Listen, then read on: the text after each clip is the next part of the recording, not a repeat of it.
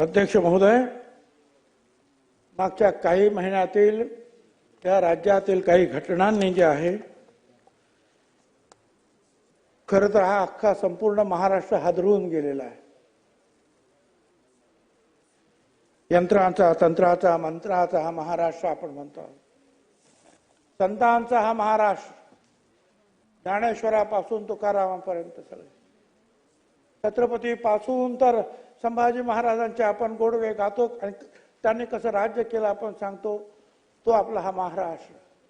महात्मा फुल्यांपासून तर महर्षी कर्वे असतील, भाऊराव पाटलांपर्यंत सगळे अनेक जे आहे, किती अहिल्याबाई होळकर वगैरे, त्यांचा हा महाराष्ट्र. संत तुकाराम म्हणतात, विष्णुमय जग वैष्णवाचा धर्म, भेदा भेद भ्रमा मंगळ, भेदा भेद असू नये. ज्ञानेश्वर म्हणतात, अवघे विश्वची माझे घर. पण या महाराष्ट्राला अध्यक्ष महोदय कुणाची तरी द्रष्ट लागली. गेल्या काही महिन्यातले काही जी प्रकरणे आहेत, ते बीडचं प्रकरण, देशमुख चित्र पाहवत नाही, खरंच आहे, त्याचा आपण सगळ्यांनी निषेध केला. ही काय कडक शिक्षा व्हायला पाहिजे, ती झालीच पाहिजे. असं ऐकत नाही की त्यांनी कुणी त्याचा निषेध केला नाही, असं झालं नाही, करायलाच पाहिजे. पण अध्यक्ष महोदय, परभणीमध्ये जे आहे, बाबासाहेब आंबेडकरांचं जे आहे तिथे असलेलं संविधान, आपण संविधानावर चर्चा करणार, ते एक संविधानाची मोडतोड केली, कोणीतरी केली म्हणून आंदोलन झालं. त्याच्यामध्ये ज्याला पकडण्यात आलं, सूर्यवंशी नावाचा आपला ग्रस्त जो आहे, सोमनाथ सूर्यवंशी, त्याला पोलीस कस्टडीमध्ये तो मृत्यू पावला. त्याची आपण चौकशी करणार नाही का?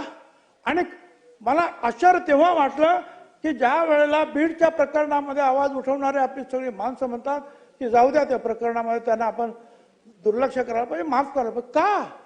ती माणसं नाहीत, तो मागासवर्गीय आहे म्हणून, दलित समाजाचा आहे म्हणून. माणूस आहे ना, संविधान सगळ्यांसारखी सारखं आहे ना. महाराष्ट्र गरजा महाराष्ट्र माझा, माझा महाराष्ट्र नाही. मग दलित समाजाचा जर कुणाला जर अत्याचार झाला असेल तर आपण त्याच्यावर कारवाई नाही करणार. अध्यक्ष महोदय, पुढची गोष्ट, लातूरला असंच काहीतरी मुला मुलींचं प्रेम प्रकरण असेल. माऊली सोट नाव त्याचा एक धनगर समाजाचा मुलगा, अध्यक्ष महोदय, त्याची नखं काढण्यात आली, मृत्यू झाला. आपण कोणी बोलणार नाही. मागासवर्गीयाचा आहे, दलित समाजाचा म्हणून. अध्यक्ष महोदय, महाराष्ट्रात चाललाय कुठे? अध्यक्ष महोदय, अध्यक्ष महोदय, आणखीन एक प्रकरण परवाच्या दिवशी आणखी जालनामध्ये, अध्यक्ष महोदय, हा कैलास बोराडे, हा अनवा भोकरदांचा, तो असं म्हणतात की तो शिवमंदिरात गेला. तू का गेला म्हणून कोण म्हणतात त्याची जमिनीवरून काय होतं, काही असेल. अरे शिवमंदिर, धनगराचा तो माणूस, प्रत्यक्ष अहिल्याबाई होळकर शिवपिंड हातात घेऊन आपण दाखवतो आहोत. त्या अहिल्याबाई होळकरांनी अख्ख्या देशामध्ये सगळीकडे घाट बांधले, मंदिरं बांधली. त्या समाजाचा, धनगर समाजाचा हा माणूस, त्याला ज्या पद्धतीनं, अध्यक्ष महोदय, आपण छायाचित्र, मी पाहिला चित्रपट, माझ्याबरोबर संपूर्ण कुटुंब होतं, पाहू शकलो नाही. अनेक लोक जे आहेत आमचे रडत रडत सगळे बाहेर पडले. अध्यक्ष, अक्षित त्याप्रमाणेच कोळशे पेटवून, कोळशाची धग, त्याच्यामध्ये पलिते, आणि त्या पलितेने जे आहे अध्यक्ष महोदय, ह्या बोराडे काय याला एवढे चटके दिले, त्याचे मांस बाहेर, त्याच्या गुदद्वारामध्ये त्या गरमची सळई जी आहे ती घुसवण्यात आली. धनगराचा माणूस आहे, आपण बोलायचं नाही. कोण करणार याचा निषेध? कुठे चाललो आम्ही? अध्यक्ष महोदय, हे सगळे फोटो पहा, सगळे फोटो पहा. अध्यक्ष महोदय, हे सगळे मी अध्यक्ष महोदयांना कळवलं, मी मुख्यमंत्र्यांना कळवलं. मला पोलिसांना दोष द्यायचा नाही, मला सरकारला दोष द्यायचा नाही.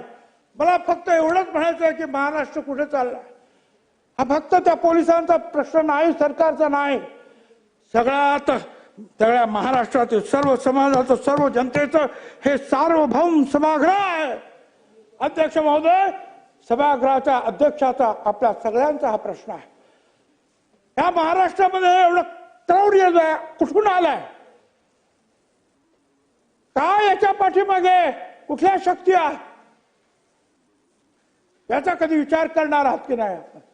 आम्ही एकमेकावर आरोप करणार, आम्ही प्रश्नाची उत्तर देणार, बस निघून जाणार. आमचं एवढंच काम आहे. संपूर्ण महाराष्ट्राचा गोरगरीब प्रत्येक जण ह्या सभागृहाकडे डोळे लावून पाहतो की आम्हाला पण न्याय मिळेल. पण प्रश्न न्यायाचा तोही नंतर पाहू. पोलीस नंतर काय करतील, कोर्ट नंतर काय करतील नंतर, पण हे का होतं हे आपण थांबवणार नाही. अध्यक्ष महोदय, माझी विनंती आहे, या सभागृहाचे जे अध्यक्ष आहेत त्यांनी पुढाकार घ्यावा. या समाजातील जे प्रमुख जे आहेत, काही नेते असतील, सर्व पक्षाचे नेते असतील, अध्यक्ष महोदय, काही पत्रकार असतील, काही लेखक असतील, काही विद्वान मंडळी असतील, यांना बोलवा, सगळ्यांनी एकत्र बसा. अध्यक्ष महोदय, हा राजकारणाचा विषय नाही, हा एकमेकावर टीका करण्याचा विषय नाही. हा विषय या महाराष्ट्रातलं क्रौर्य जे आहे कशा अर्थीनं आपण थांबवणार आहोत, हे का निर्माण झालं, कधीपासून निर्माण झालं, कुठल्या भागामध्ये हे विषय वाढीला लागले. अध्यक्ष महोदय, आपण औरंगजेबाचा निषेध केला, करायलाच पाहिजे का ज्या पद्धतीनं त्यांनी त्या गरम सळ्यांनी जे आहे महाराजांचे, संभाजी महाराजांचे डोळे फोडले, अंगावर चटके दिले. पण हा औरंगजेबीपणा या महाराष्ट्रात परत कसा काय आला? पण हा एकच माणूस असेल का? कोळसे जमवणारे, ते कोळसे पेटवणारे, त्या माणसाला मारणारे, त्याला पालतो पाडणारे, त्याला परत चटके देणारे किती लोक असतील ते सगळे बघत बसले. ही जी प्रवृत्ती जी आहे ही महाराष्ट्राची संस्कृती नाही. अध्यक्ष महोदय, म्हणून माझी विनंती आहे, केवळ सरकार, केवळ पोलीस, केवळ SP यांना दोष देऊन नाही चालणार. महाराष्ट्रातली आपली संस्कृती संतांची भूमी आहे, त्याला पुन्हा एकदा ज्या विकास तर करायलाच पाहिजे.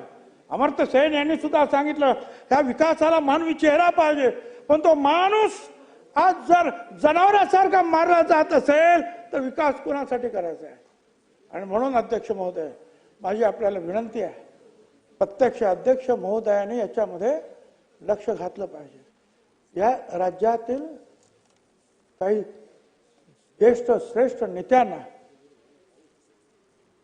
काही वर्तमानपत्रातील काय असतील उत्तम विचार करणारे, त्यांना आता आपलं जे आहे साहित्य संमेलन झालं, अतिशय ताराबाई त्या काय सुंदर बोललं.